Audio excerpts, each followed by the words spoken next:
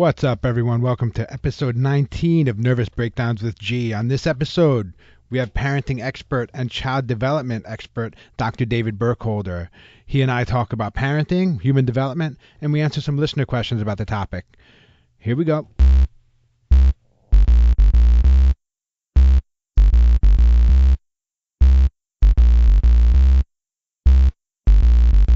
Welcome, ladies and gentlemen, to the latest edition of Nervous Breakdowns, a podcast where your questions about relationships, dating, personality, and mental health are answered by Gino Tramontelli. Gino's a nationally certified counselor with master's degrees in clinical and counseling psychology. And now, here's the man himself, Gino Tramontelli.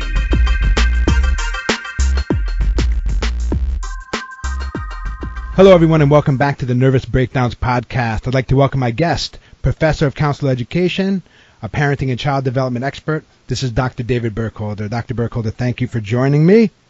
Happy to be here. Thanks. So just as part of a fair disclosure, let's talk a little bit about our relationship. So Dr. Burkholder and I know each other because when I was getting my second degree, he was one of my professors, and we ended up developing a casual, like a friendly relationship.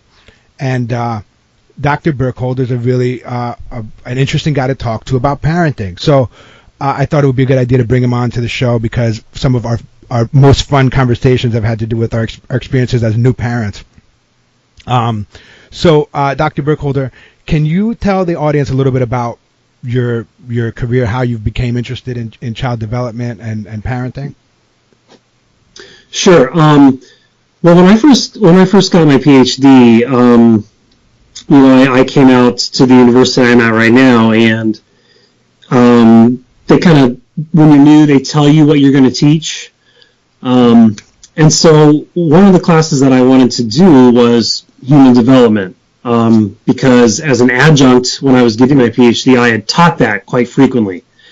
And so that was one of my first experiences actually in the classroom, was teaching that course. And it's a content-heavy course, but unlike some courses that are really content-heavy and there's a lot of theory, and there's also a lot of like kind of biological, pretty dense stuff as well. Right. It's also really interesting. And I think students didn't have any kind of problem with the amount of material and how sometimes heavy it was, because it's always an interesting subject, because it's something that is just so, I think, axiomatically universal. How we grow, how we change. Yeah, definitely. I mean, it's one of the few courses you take in grad school where you have personal experience, having been a child, right? Yeah, exactly. And so I think that when I teach the course, even though many times a lot of the students in my classes are sometimes, like this semester, as young as 22 Whoa. years old, and maybe many of them aren't married and don't have kids.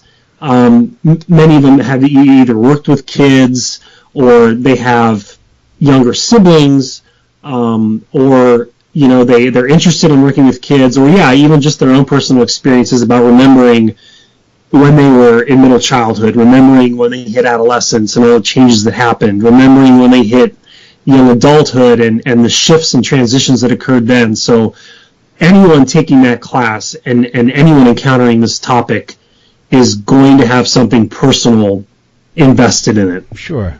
Yeah, definitely. One of the things that always strikes me about human development is how we develop the ability to perceive even like things that we take for granted as adults, right? Like there's that famous experiment where they take a child and they have a glass full of water that's tall and thin, and the same amount of water in a shorter glass.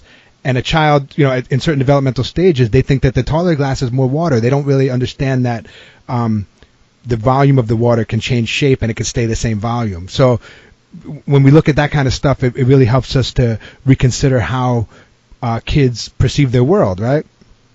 Yeah, I mean, and you're talking about conservation right there. And that principle, and there's so many others that kind of fall along that same domain. I think that from the standpoint of looking at children and understanding things like conservation and understanding things like object permanence, when the shape, when the toy goes behind the couch, that doesn't mean it's gone forever. And when do kids understand that? The idea of understanding that there's a self, when they look in the mirror, when do kids really start to know that that's actually them who's looking back at them? I think for a lot of people, in general, I don't think that they have an understanding of those kinds of things. Absolutely. And so I think that taking the class, and even for myself, having gone a little bit beyond that and teaching the class and looking at research and stuff like that involving it, as both an educator and a parent, it really helps me understand like my own children, and then in doing work with children from the time they're kids to, like I was saying, up until their adolescence and young adults, why they're doing what they're doing. Yeah, definitely. Yeah, it's so funny because now, you and I have children roughly the same age. So I have a son that's 4, and sometimes he'll be doing stuff that's, he knows he's not supposed to do, and he knows I'm looking at him when he's doing it. Like he's doing it in plain view, and I sometimes have to remember that he can't perceive, or he can't process that he shouldn't be doing it, particularly when I'm watching him do it. Like that part of it is a human development thing. It's like he can't pick up on the cue that I'm staring at him and he shouldn't be doing it, It's yeah. I mean, my son's a little younger than yours, 3.5, but I mean, it's funny because it's like there's dual processes going on there. Like my son will be doing something he knows he's not supposed to do, and he'll look at me while he's doing it. Right. Because, and now typically he doesn't do that, but if he knows it's something I've told him not to do, he'll glance over at me. But yeah, like you're saying, he'll continue to do it, and when he knows that I'm staring right at him, and there's also, I guess, just that part about even just impulse control. Right, like, absolutely. Their brains are so underdeveloped, and I think it's sometimes tough for parents, especially when they don't have this understanding, because from our perspective, we think about it from the way we are able to kind of regulate our emotions. Yes. And there's this kind of like conventional wisdom where we say, why can't they just stop? Right. Why won't they just listen? And sometimes they kind of generalize the kid's behavior into, well, they're bad, they just, they're defiant, and, well, sometimes some of those things may be going on. Yeah. There really is, there's an organic biological thing going on there with, they're just really under-equipped compared to an adult. Well, that's the thing is you have to, as a parent and also a counselor, I have to check that part of me that's like, that thinks that he can think the way I think. And when he's looking at me as he's doing the bad thing, my initial impression is that he's being defiant. That he's like, I'm doing this and what are you going to do about it? And so that my initial reaction emotionally is anger. And I think an important part of my parenting development has been, rather my development as a parent, has been to say, hang on a second.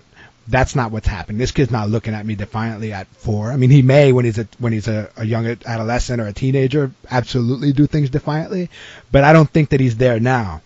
And so it really helps to temper my response very often.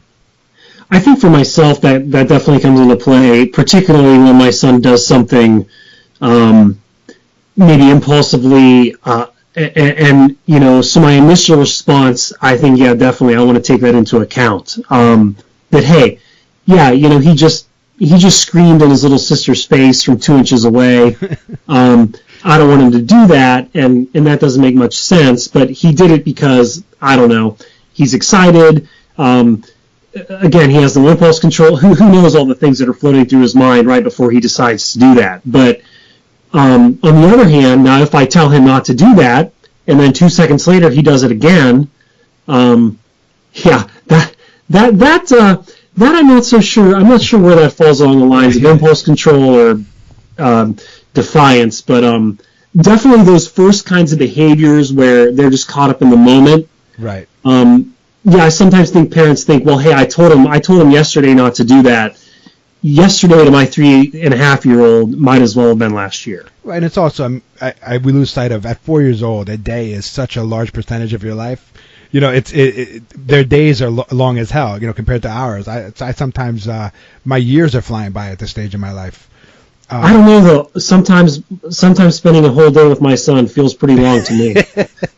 Yeah, I've been there. I try to be as fair as possible with regard to genders, but I definitely think that women are better equipped than men to be with children for long periods of time. That's been my experience. Like my wife can do things with my kids for hours that I lose patience after like 30 minutes.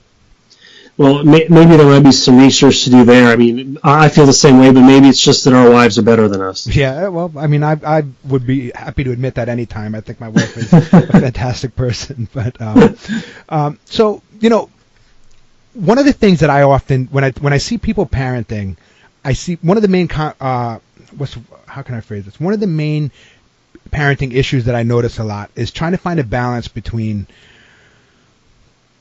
accepting your child as a person, in other words, that your child has feelings and emotions and that their thoughts and ideas are important and you should value them, but also taking into account like their developmental level. So yes, my 4-year-old is a person and he's important, but he's not a grown-up, right? So I see often when parents make errors, they go one way or the other. Like either the kid has no value and they just tell them what to do and snap at them all the time, or the kid has unlimited freedom and kind of calls the shots because they don't want to make them feel bad.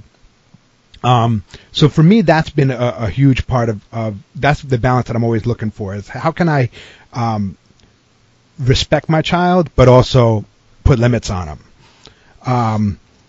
Yeah, when you mention that, the two kind of ends of the continuum there about how parents respond, I think of an episode of Louie, the show with Louie CK. Yeah. That kind of chronicles just basically his life as a dad and also his perpetual attempts at love which fail. Right. And in one episode, one of the parents at the school that he takes his daughters to kind of comes up to him spur of the moment and dumps off her child on him because she has an emergency. And so this child, it's her son, and Louie's like, fine, I'll take him. I'll watch him for the day.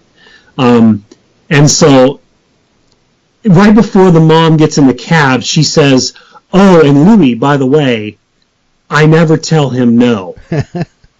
And Louie has a nonverbal response, kind of like, you got to be kidding me. But later on in the show, after this kid has gone to their apartment and kind of wreaked havoc,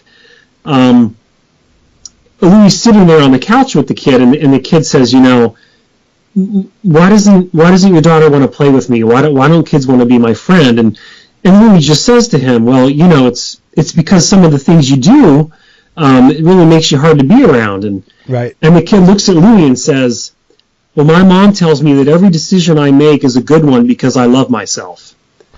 And Louie just looks at the kid and says, you know what, your mom's wrong. I think he was a little edgier. I think he might have said like your mom's an a-hole or something. I saw the show, but did you see that episode? Yeah. I think that in Louie CK fashion, he didn't really pull any punches with his little boy. But I remember seeing that episode. It was a good one. And he's like, I'm gonna tell my mom you said that, and Louie's like, that's fine. You tell her I'll take the heat. Right. But I do think that well, that's sort of probably a very extreme kind of caricature of maybe what you're talking about.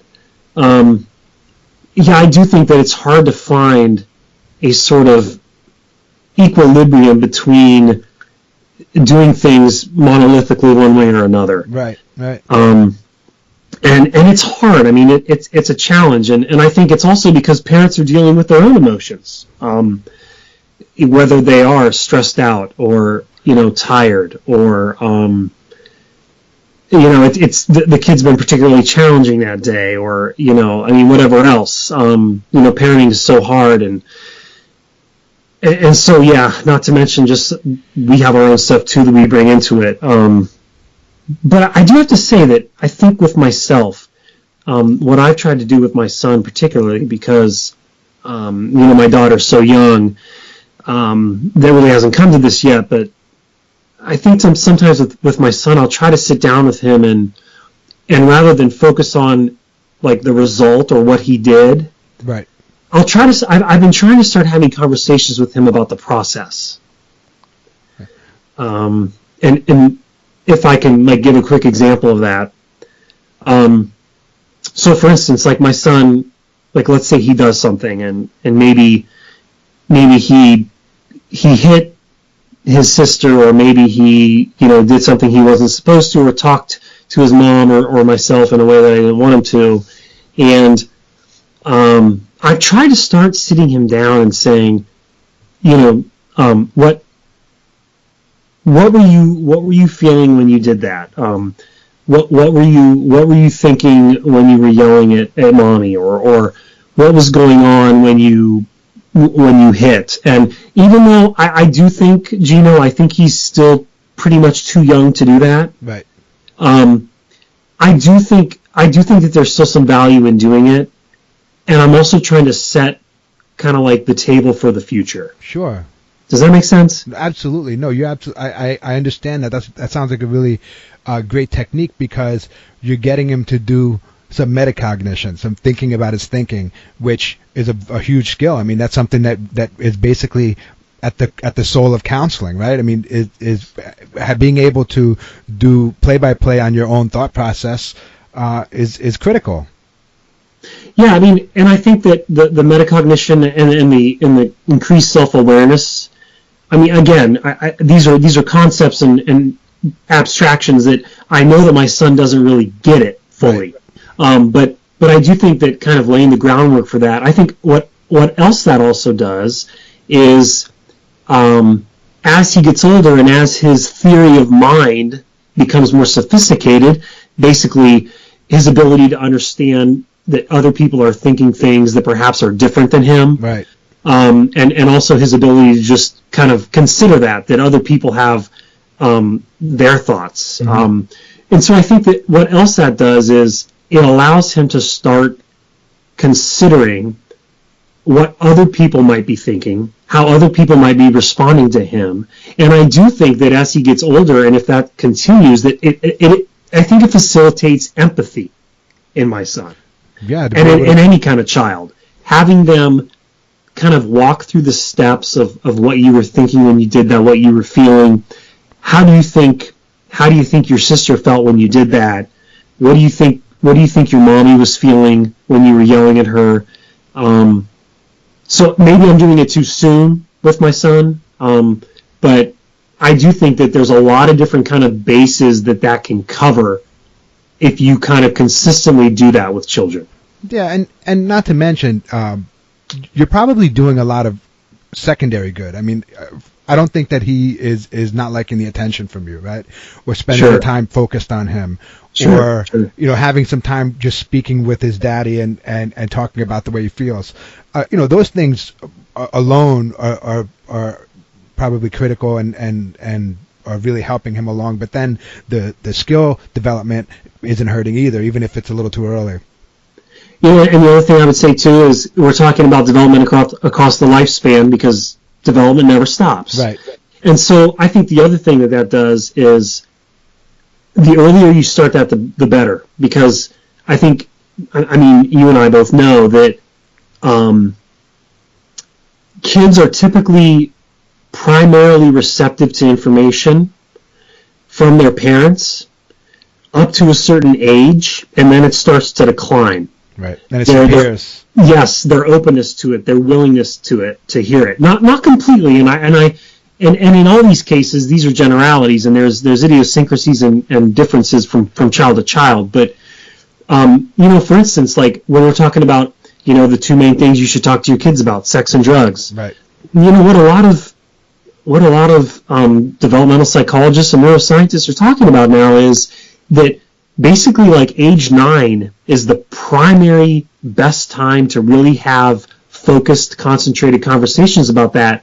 And even though it may seem young, it's because that even by age 10, 11, and then on up, the level of openness to hearing that from parents starts to decline. It starts to recede. And so for my son, in all conversations, eventually, yes, including sex and drugs, although at 3.5, it definitely is too early for those talks. Right.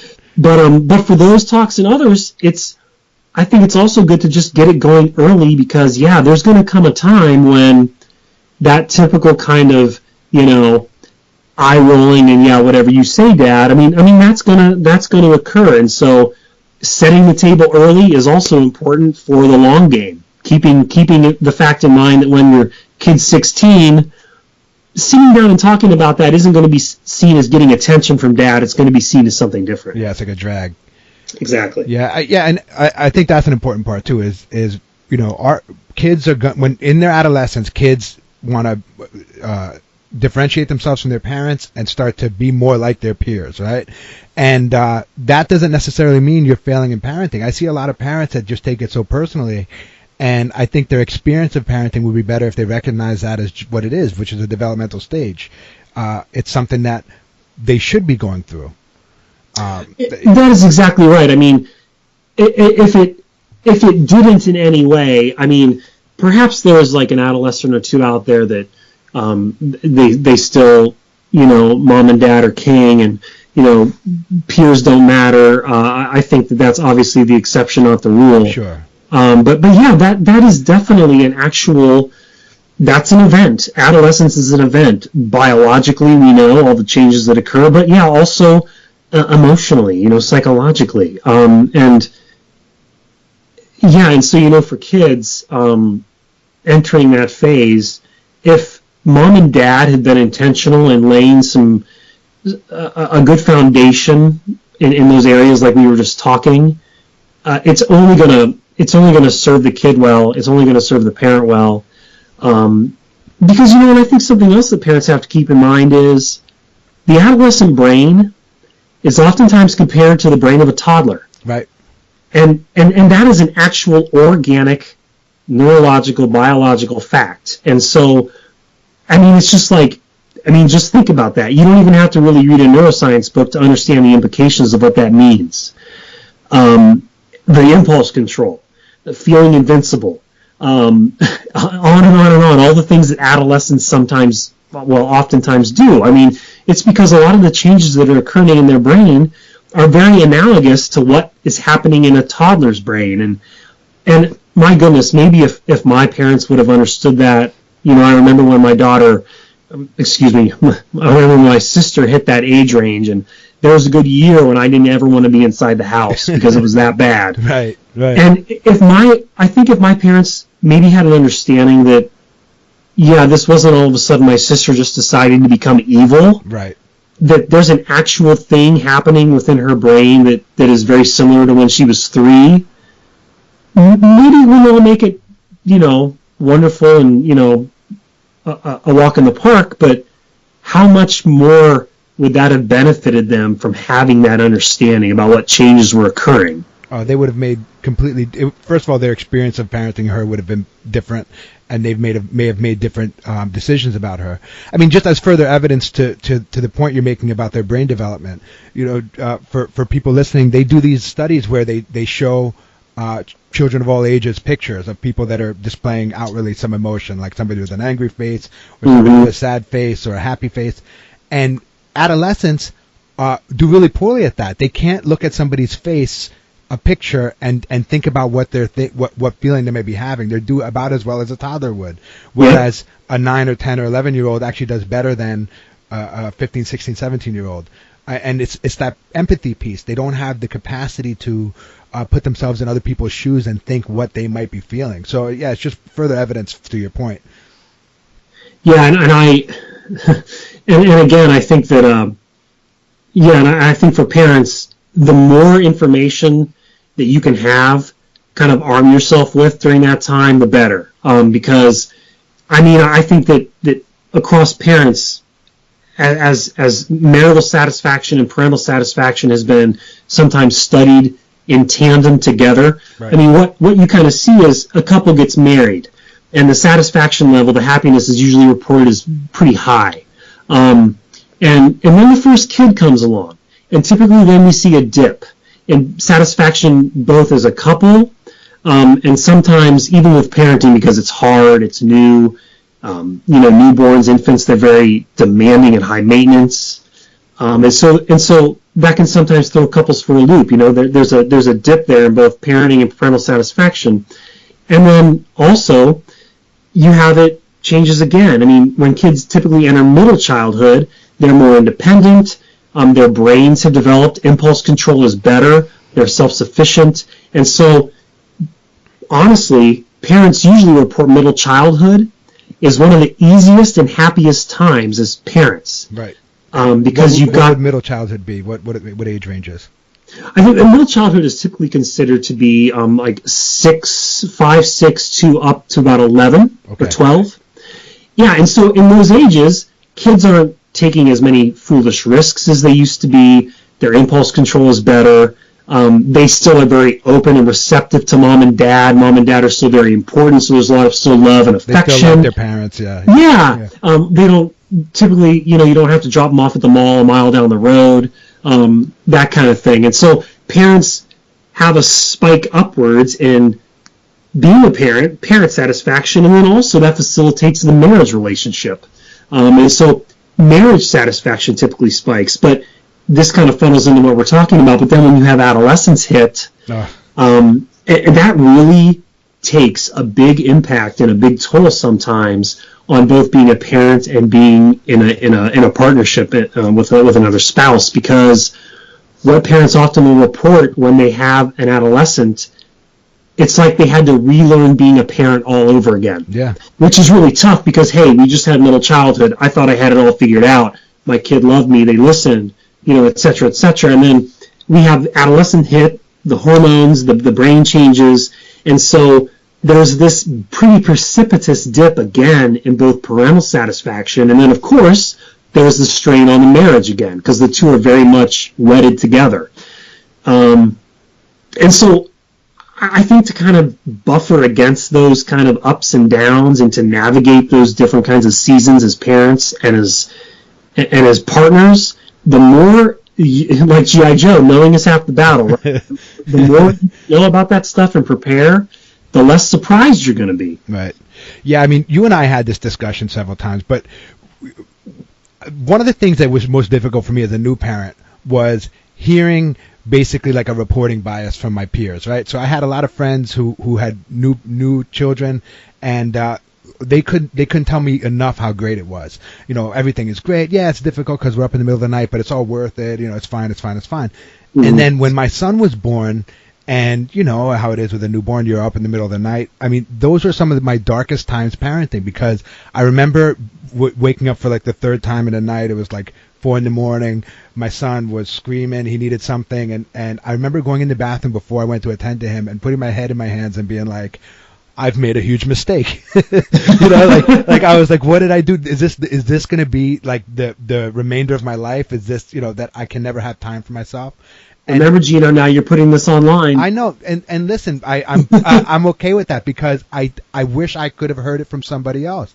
Now, this is not to say that I don't, I love my son to death. I mean, and now that I've become a better parent, I'm better at it. But no, the first 6, I'd say the first 5-6 months of parenting for me were the worst times. I really like where my children are now, where they're like 4 and almost 2, and it's more fun. I can do more parenting, where that's more like life support. You just kind of feeding, changing, and keeping the baby alive. There's not much parenting that goes on.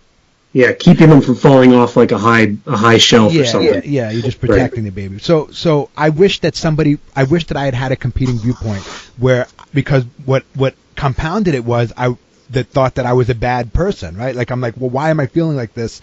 Because nobody else I know is feeling this way. And I suspect that many people may have been ashamed to talk about that, or maybe they just bonded differently with their children. I'm not sure, but I think that everybody's journey or experience of parenting is different in that respect. So I would say there's a couple things going on there. I think one is a gender thing. I think typically, if you're talking about a partnership where there's a husband and wife, those early times, I think, are definitely mostly reported by men as being more difficult, because men typically just don't attach like a mother does, right, with children that are that young, and I think there's evolutionary psychology reasons for that, and which don't really have to go into, but I mean that's just a fact. And the other thing that happens there too is men will often, more so than wives will, men will report even more dissatisfaction because they'll feel neglected by their partner. Right. They'll feel like their wife doesn't pay attention to them as much. But I mean, so I think there's a gender thing too. But I think when you said ashamed, I also do think that it's a social taboo to come right out there in mixed company and say, yeah, you know what? The first 6 months when we had our child, I was miserable a lot of the time. You're just not going to hear that. I mean, I think there's only certain relationships with people, like where you're really close, that you would have someone really kind of say that.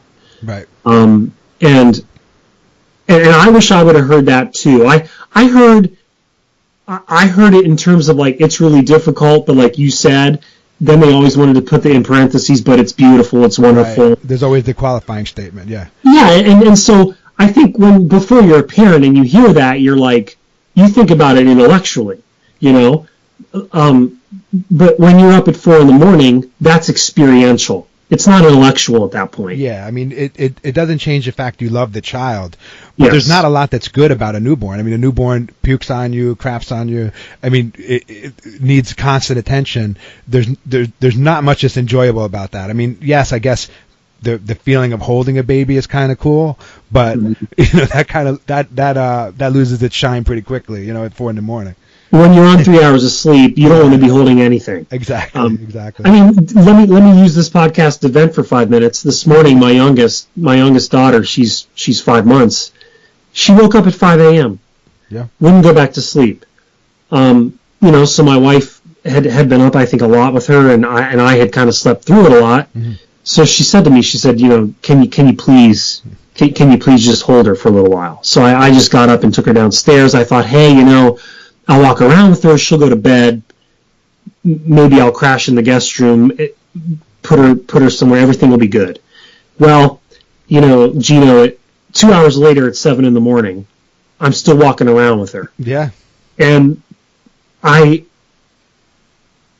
think I had a little bitterness in my heart at that point. I was very tired, and so then I swallowed her, I wrapped her up, and I held her, and she finally nodded off. She finally fell asleep.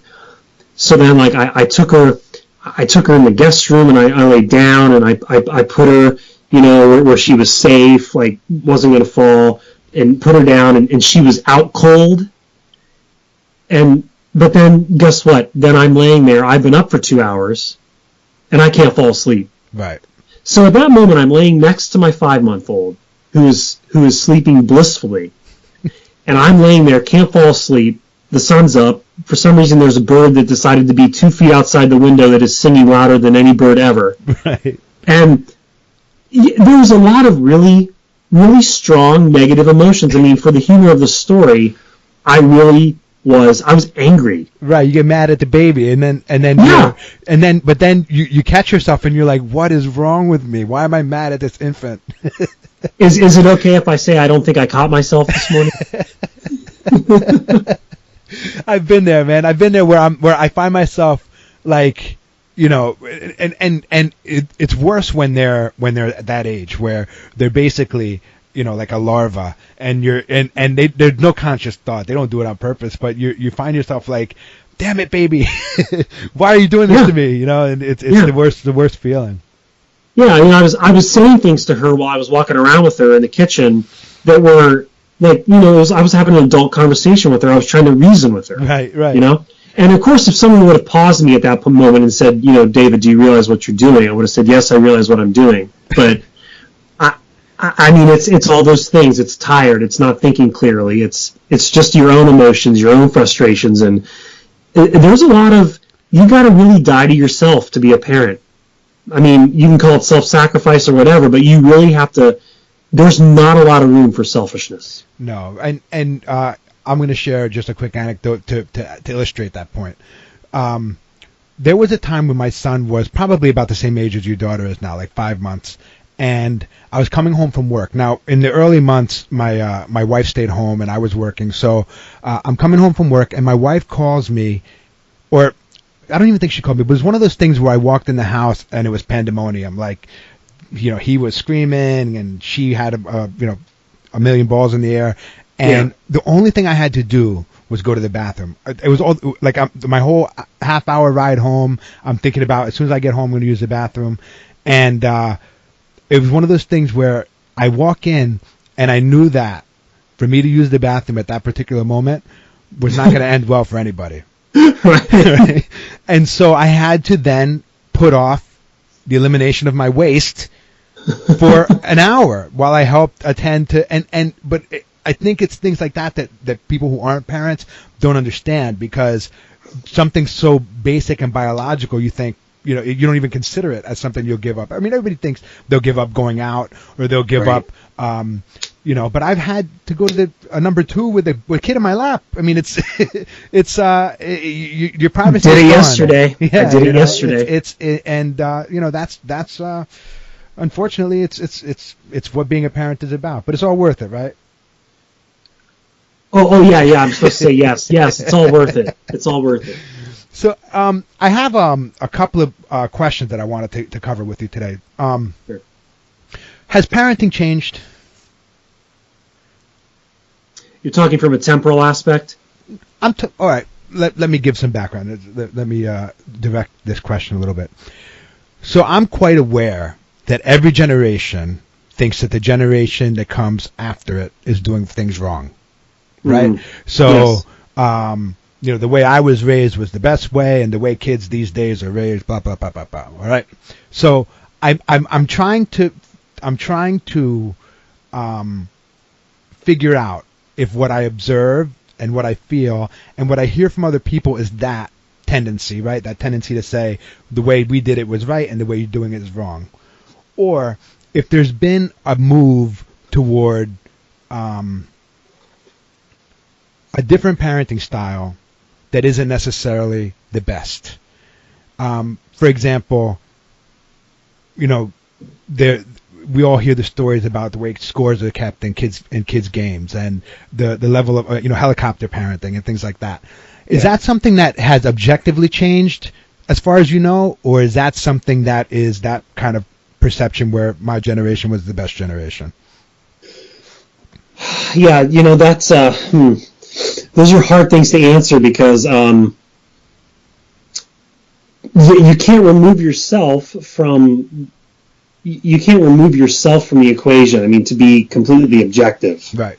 I guess is what I'm saying, but I do think that there are perhaps clues in the environment around us that would point to the likelihood that there are some objective changes that have occurred in parenting. Just like the generation that's coming up now, Gino, with our age range, with also the generation younger than us, like the millennials or Generation Y. There's so many different labels, but just how that our generation and younger generation have different views about like culture and political hot button issues and social issues, and I think that's objective. They've objectively changed those views. I think just like that, I do think that our generation and younger generations that we're going to follow have different views and beliefs on being parents and having children. I do think that is an objective change that has occurred, and will continue to occur. Yeah, I mean, I just think about the way my experience of childhood was, right? For me, my daily activity as a child was to go outside and play with the other neighborhood children, largely unsupervised. I mean, I'm talking about from the ages 5 to whenever. I would run out to the street, and I had my neighbor Troy to the right, and my other neighbor Pat across the street, and Jeff and his brother John. And so a range of ages, right? And I was outside in the street, and I knew not to go too far, and my mom would call me when she needed me, but I didn't have eyes on me the whole time. Certainly more and more freedom as I got older, certainly, but I don't see kids out on my street. In fact, if I was to turn my kid loose, I don't know where he would go play. He doesn't even know my kid, the other kids in the neighborhood, and I know there are other kids his age. Yeah. And I think that I think parents in a way are more fearful these days. So that's one thing where I can look and say, well, I don't think this is my feeling. I think this is what I'm observing. Well, and I think that shifts in our, and I think that other changes that have occurred around us have facilitated that. You know, Sure. We have the 24-hour news cycle, which accentuates the horrible, negative, awful things that happen in the world. Right. And I think that definitely plays into any kind of culture of fear that you could observe among parents. You know, hey, Gino, turn on Nancy Grace for a half an hour. Exactly. Yeah. Watch her program. If you're gonna buy into her shtick, you're gonna be afraid. And it's not that the things that they report in the media aren't real, but it's just that it becomes, it's almost like porn for some people. This kind of preoccupation with kidnapping and abduction and pedophilia and sex crimes and that stuff is real. Those are real things. But I think that I'm not sure the rates of those crimes in previous generation. There's a lot of debate on whether did they really not happen as often or were they just not as reported as much. Yeah. But whatever the case is, people didn't know about it like they do now. Yeah, and especially I remember when my wife discovered like the websites where you can see all the sex offenders in your neighborhood. You can find them. Yeah, and her eyes were wide open when she saw that. Yeah, like wide as saucers. Yeah, that's definitely true. I mean, and in the work that I do and that you do and that my wife does, I mean, who have worked with or encountered casually or worked maybe intensively with kids or people who have been offended on, and offenders themselves, you know, and so we also have an added layer of perspective there because we've actually seen the human casualties of those things. Definitely. Yeah. But then the downside is that kids lose this like unstructured playtime. You know, everything is a play date, and here's what you're going to do, and who, you know, the parents are picking their friends, and I really think, I wonder if the minimum or the modicum of added safety is worth that kind of learning how to entertain yourself, that loss of that ability. And that's true. I mean, and you know, I guess I can't. I guess I shouldn't see parenting as or having my son play as, you know, being on the PlayStation chatting online for 10 hours while playing Call of Duty. Right. And of course, just for everyone's knowledge, he's 3.5 and he doesn't play that game. But anyway, yet. But I would say that, you know, the tough part about getting asked that question, and the tough part about as a parent making decisions in those arenas of what to do and what not to do, and what's a good balance and what's too much or too little, is that you look, you can find all different kinds of answers to those questions, and there is no nice and tidy, yes, this is what you should do, no, this is what you shouldn't do. And I think because of that ambivalence and ambiguity that surrounds this stuff, it makes it hard to wrestle with, because I think all of us want answers, and in these kind of categories there really aren't any, and so it does really call upon us to kind of to really accept the fact that whatever conclusion we make as parents about how to do these things, there might be risk no matter what. Yeah. I mean, the risk is going to be either, the risk will be one thing or another. I mean, if you're too free, then you run a risk of having bad things happen to your kid. But if you're not free enough, then the kid doesn't develop it right. I mean, you're absolutely right. You want to try to find a happy medium, of course. Yeah. So hey, you've heard of Facebook, right? The Facebook, the Face page. You've heard of it? Yeah, there was a movie about it, but I'm not on it. So I go on there from time to time, and I saw a picture that somebody posted with some celebrity, and over the celebrity's face were words, right? So you know it was important. And yeah, definitely. The word said that I was raised to respect other people and be a good person, and this happened because my parents used to spank me. So that's fact, right? I'm sorry, you broke up there last I'm thing. sorry, What did you say? that's a fact, right? I mean, that's because so we should be hitting our kids more if we want them to treat other people well. Am I losing you here? Am I losing my connection? Uh-oh. I think I might have dropped the call. It's getting a little spotty. Mm-hmm. Okay. How am I now? Are you hearing me now? Yeah, I can hear you. Okay. So on the Facebook, it said that if you want your kids to respect other people, you should spank them. That's accurate, right? Yeah. Spanking. Is that a hot button issue? I don't know. I mean, it seems like, and I think this kind of folds into that same generational. My generation did it right, and yours is wrong. Mm-hmm. Is when you see kids acting bratty, you think that they should be hit more, especially if you were raised being spanked. And I think that's a good example for what I was saying earlier about how like this generation has different ideas about that maybe than previous generations. And because yes, I was spanked, and I guess someone could say to me, well, you were spanked. I mean, did it scar you? Was there anything wrong with you? And and I would say, I mean, I think the answer is no. And I do think that one thing that has changed environmentally with that is there is now a lot of research that has shown that spanking has some negative consequences for children. I believe organizations like the American Pediatric Association, whatever their name is, they do not recommend doing it. And so I think that because a lot of that research and a lot of those recommendations against it, I do think that the conventional wisdom around spanking has started to shift a little.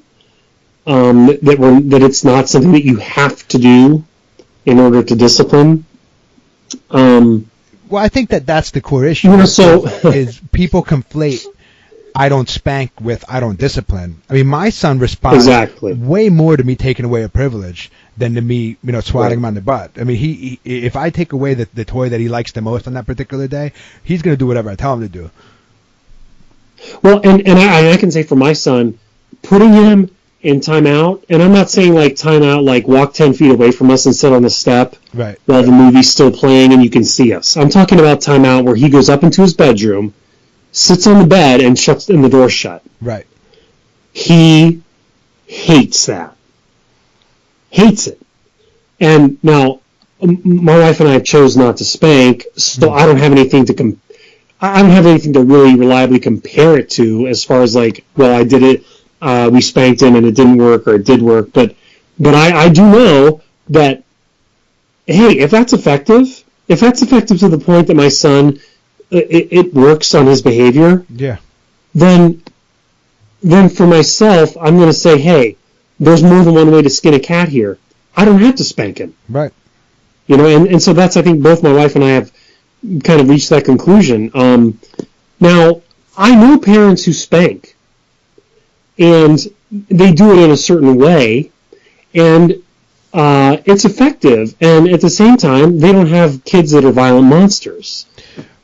Yeah, I mean, I think that we can sometimes consider children to be like these frail, precious things, and the truth is that most kids are pretty resilient, and if you're a mentally stable parent that treats your kids well, most of the time, they're not going to be in terror or fear of their life and be traumatized if you spank them, right? So I unfortunately, I think we always have to speak to the lowest common denominator and say, hey, look, just because you spank your kids doesn't mean you can burn them with a hot iron, like you can't abuse your kid, Right. So I think that there's that piece too.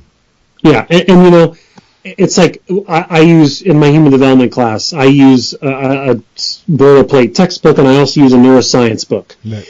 And one thing the author in that neuroscience book says over and over again is, it's good enough genes and good enough parenting. Neither has to be perfect. Right. And you're right. I mean, I think kids that are raised in an environment where,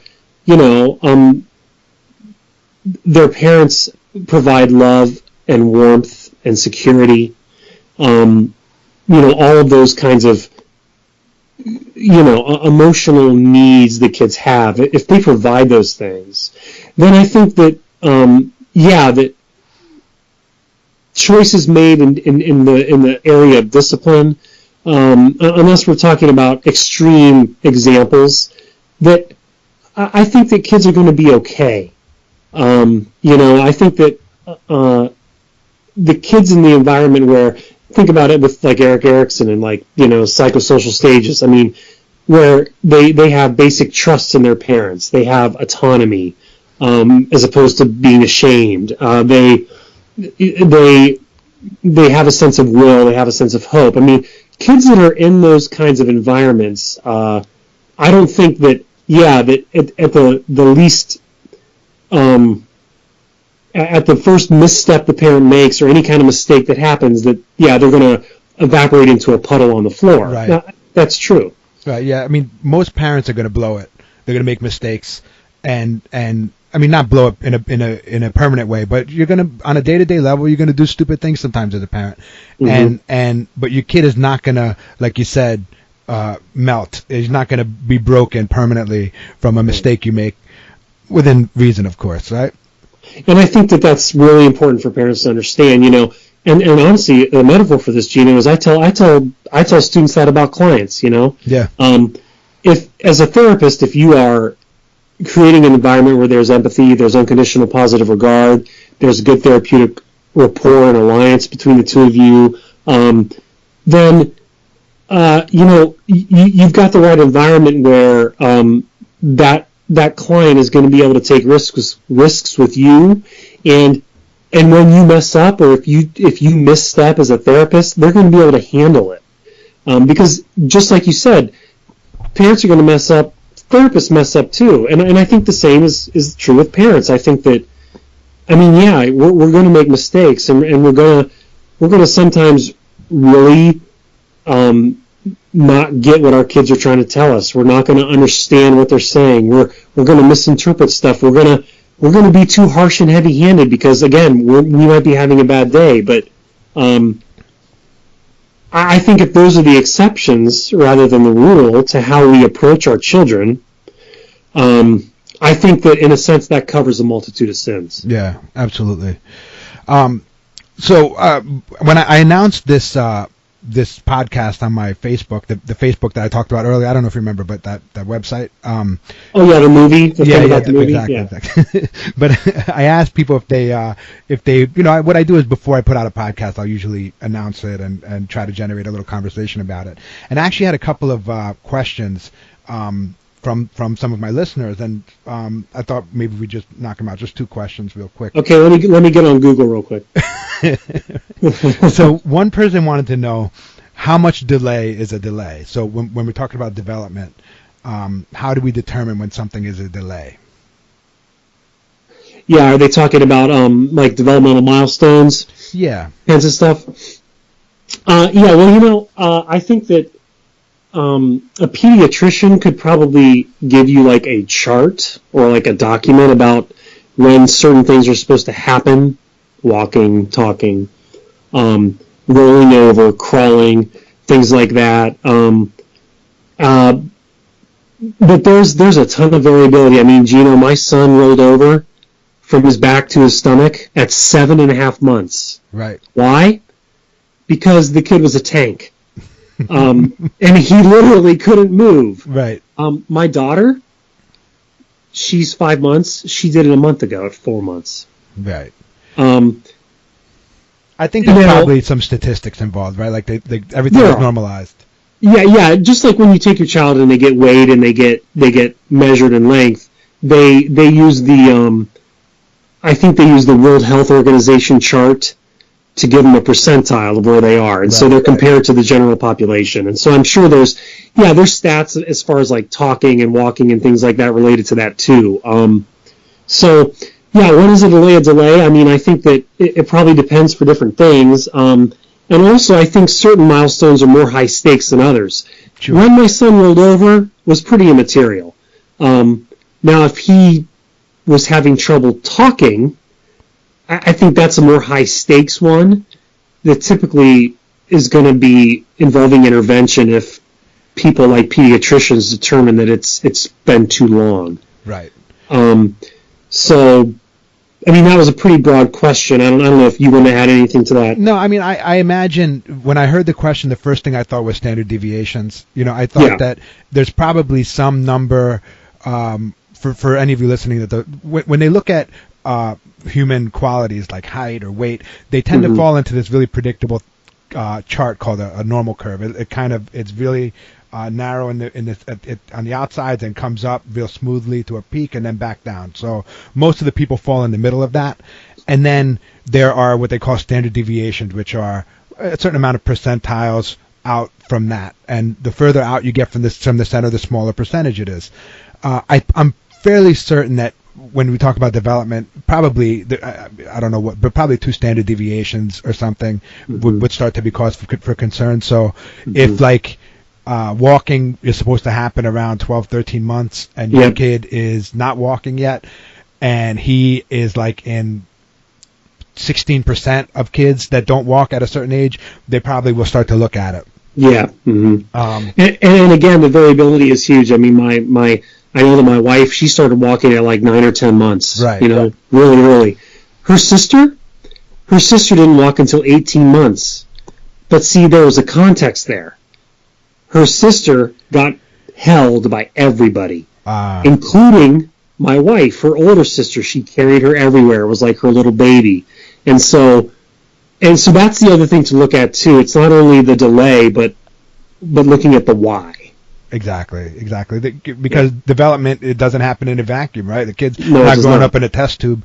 Development happens.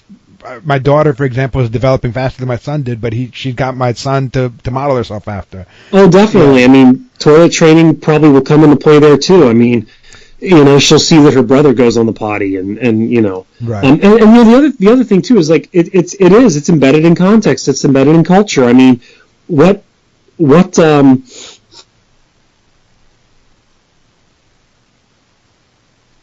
Hello? We're having some connection problems here today. Why?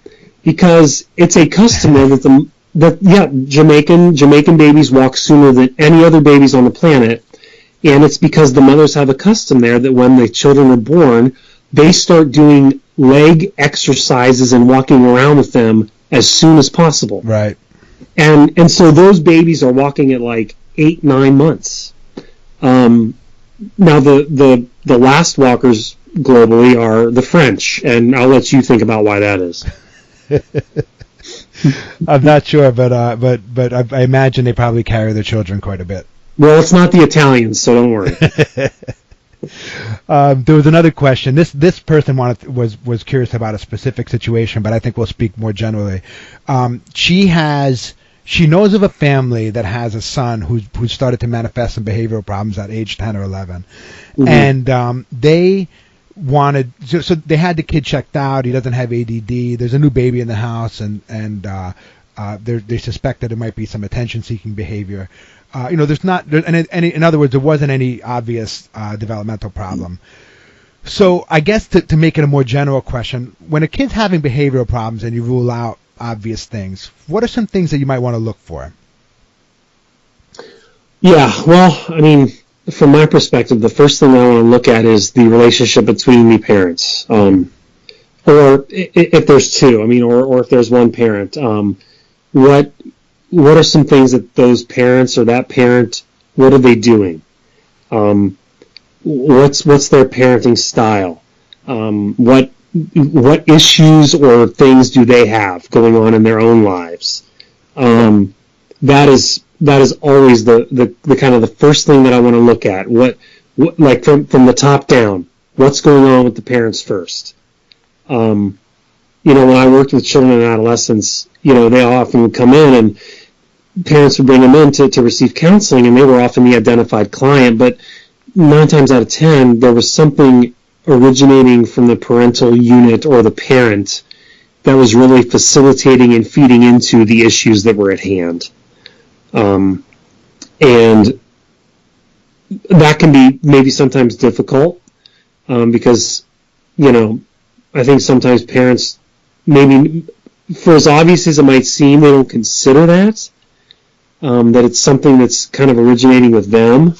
But I've never seen an instance where, if other things are ruled out, like there's nothing organic, there's nothing biological going on, or sensory processing, whatever it might be, autism spectrum, when all that's ruled out, I've never seen a case where there's a young child with really significant behavioral issues that is basically being raised in a very appropriate kind of household environment. Unless there's been something like, the other exception to that would be if there was like trauma. Right, of course. If something bad happened to the kid. Some abuse from outside the home, or something had occurred. Yeah. Right. Yeah. So what are some common mistakes that families, I guess the first thing that comes to mind to answer my own question is the parenting style, right? Like permissive versus authoritarian and authoritative. It seems like, if you err too much to letting the kid do whatever they want, or to not letting them do enough, you're going to see some acting out. Well, I think, with behavioral problems, and research backs this up, the worst parenting style as far as outcomes for children is permissive. It's not, oftentimes people would think authoritarian has the worst outcomes, but kids that are reared in a permissive home have very, very, very poor outcomes. And that's in childhood and then throughout adolescence and adulthood sometimes. But yeah, parenting style, that's very pivotal. I think whether it's a very harsh, severe kind of environment with little love and warmth, or whether it's an environment where there's a lot of love and attention, but absolutely no boundaries, or another very bad kind of scenario where there's none of either. Right. There's really no boundaries, and there's neglectful. And I think that oftentimes, Gino, what I saw in my practice when I was working with children and adolescents was kids that were brought in that essentially had a very permissive kind of environment in the home. Parents that from a very early time in their child's lives had not put boundaries and structure within their children's lives. And kids learn real quick when that's the case, that they can get away with it. Absolutely. And what are kids going to do? They're going to do it. They're going to push it. They're going to get away with what they can. And oftentimes the kids would come to me at a later age when all of a sudden now they're in school, or now they're bigger and larger, and now they're becoming a real big problem for mom and dad. And so then they decided to get help. And that's when it's really tough to right the ship, when they're 12 years old. Right. Yeah. When the kid's big enough to do damage, and now you can't manage them. Yeah, it becomes a real problem. Sure. Yes. Yeah, and of course the most appropriate or the best parenting style is authoritative. Yes, it's authoritative. I was trying to get out right. So that's a parenting style where you have warmth and you have appropriate boundaries, and you know when to bend the rules every once in a while, right? Where once in a while you can appropriately let the rules go. That's the best way to raise your kids, of course. Well, I would also say that within that style, that there's also an appreciation for the developmental level of your child. Like we were saying, and again, like approaching your child as a 5-year-old, approaching your child as a 10-year-old, approaching your child as a 15-year-old. I think sometimes when parents are bringing adolescents to me and their approach with their adolescents was, well, it's because I said so. That's not going to work with a 16-year-old. Yeah. It's time to get a little more nuanced. It's time to show the child a little more respect as an emerging adult. Telling your 16-year-old that you're going to do it because I said so, that's at that point in my mind, that's kind of lazy parenting.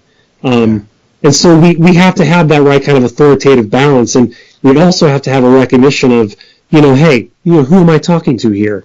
Where are they at as far as like their stage of life? Sure. Last question. Mm-hmm. With regard to some of the disorders that we're encountering, like autism's in the news a lot, and that spectrum of disorders, is that something that is more prevalent these days, or is that something that we're just kind of shining a light on? Well, I believe 10 years ago, it was 1 in 88 children were on the spectrum. And the news just came out this year that is now 1 in 68. Okay, it's a big jump. And so there was this big jump. And so there's all this kind of chicken or the egg hypothesizing about what's going on there. Is it there's greater intervention, there's greater screening and resources that are thrown at this now, and so we're having these higher kind of diagnostic rates. So epidemiological studies, that's where they're looking at rates of mental illness, rates of illness, or is there, like we were saying before, with like a shift in parenting, is it objective? So is there an objective just increase in the number of children who have this that are on the spectrum? Right. And so I could probably find you 5 articles that say one and 5 that say the other. But I do think that while there are increased screening protocols, and while there is more kind of attention placed on it, I do think that it's beginning to be considered that that there may be a case that there is just an objective jump in the numbers, in the rates of children on the spectrum, and then there's a whole other kind of then can of worms opened up about, well, then why? Right. I think that's what's alarming, that it is if it's objective, then there's huge implications there, because then there's an objective reason why, and that's been so far kind of elusive to pin down. Yeah, and obviously creating a diagnosis or diagnosing the cause of the problem is the first step towards trying to find some way to improve it, of course. One thing about that too is that, I think that for the people that think, well, it's just because it's more screening and stuff, I think that sometimes what people will point to in states like New Jersey, well, when it was 1 in 88 10 years ago nationally, New Jersey was a much higher rate. Okay. And people will say, well, yeah, because New Jersey has really advanced screening and they have a lot of money and resources that have gone toward early detection.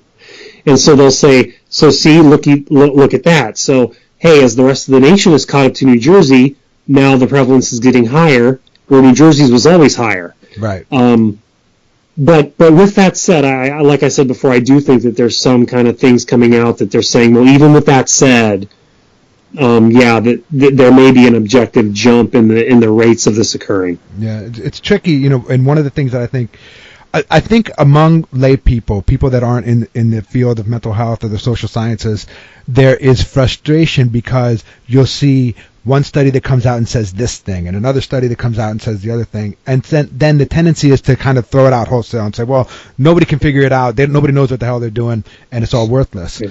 And I think that it's important to understand that the reason it's hard to come up with a definitive answer to some of these questions is because we're not working in a lab.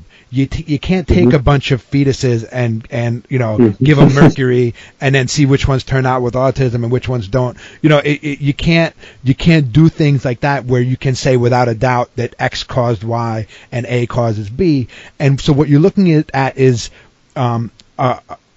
millions of people in an infinite number of circumstances, and you're just trying to find out how the numbers seem to point. Because it just would be, forget it. I don't even know about the logistics, but I'm just talking about the morality or the ethics of doing human research on that scale would be atrocious. You're never going to get that past an institutional review board in a university. No way. And so you can't, like you said, an infinite number of circumstances, parenting, environment, food, what was eaten, what the mother ate, while the child was in utero. You're right, and so when you talk about doing research, you try to limit the amount of variance, and you try to understand what all the different pieces of the pie that contribute to the problem under investigation. And when you're looking at something as big as this, trying to set up conditions trying to develop methodologies to really kind of isolate what piece of the pie is what. Yeah, like sometimes science takes time, I guess we could just say. Absolutely. Yep. So, did I lose you again? No, I'm here. All right. There was a couple of times during our conversation today where you couldn't hear me, and so you mentioned that, but I lost a piece of you when you were talking about the Jamaican babies. You came in, like I lost you for a second. Yeah. And so I thought that our conversation was over, but all right. So I'm a little gun shy right now. Okay.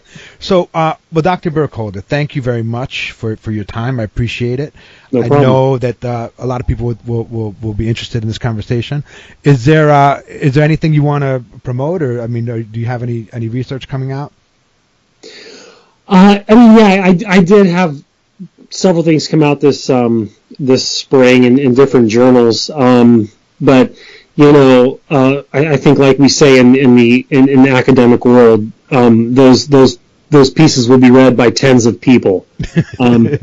So, you know, maybe for the people that might be interested in anything that I've written, perhaps they could contact you or me, and I could direct them toward those outlets, because it's pretty specific journals and pretty specific research stuff. So, how might somebody contact you? They could find me on Monmouth University's website. That's the university I teach at.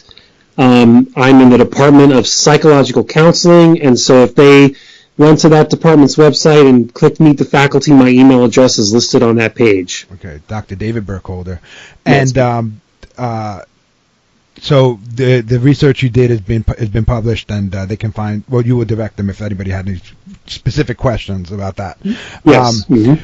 Okay, let me give my few little plugs. So, as always, if you are interested in mental health, or you're seeking some mental health treatment for yourself, a great starting place is always SAMHSA.gov. It's the Substance Abuse and Mental Health Services Administration website. They have tons of literature on there. You can certainly go on there and find a provider in your neighborhood. Also, if you have insurance, your insurance card will have a mental health hotline on it that you can call. If you're in Central Jersey and you want to come out to the practice where I am, it's at bewellnj.com. It's BEWELLNJ.com. You can reach me with any questions at breakdownswithg on Twitter. Breakdownswithg at gmail.com is my email address, and please share this podcast. As you said with your articles, I think I probably know the names of all my listeners. Well, hey, it gives it an intimate feel. Absolutely. And so I love this doing this podcast. It's been a lot of fun. I get to talk to interesting people like yourself, and also I get to hear myself talk sometimes, which is always the best part of my day. But all right, well, thank you very much again, and hang on for a second after I kill this recording here. But thank you all for listening, and we will catch you next time.